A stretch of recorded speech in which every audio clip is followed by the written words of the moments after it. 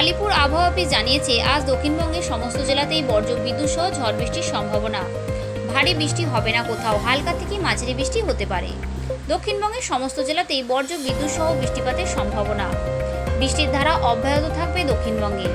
আজ বৃষ্টি হতে পারে বর্ধমান, হুগলি, নদিয়া, মুর্শিদাবাদ এবং বীরভূমে। বাকি দক্ষিণবঙ্গের সমস্ত জেলাতেই বিক্ষিপ্ত বৃষ্টিপাতের পূর্বাভাস। ঝড় বৃষ্টি ও বজ্রপাতের হলুদ সতর্কতা জারি রয়েছে দক্ষিণবঙ্গে। বৃষ্টির পাশাপাশি ঘন্টায় 30 থেকে 50 কিলোমিটারের মধ্যে ঝোড়ো হাওয়া বইতে পারে। ঝড় বৃষ্টির জেরে অনেকটাই তাপমাত্রা কমেছে। আপাতত অস্বস্তিকর গরম অনুভব হবে না।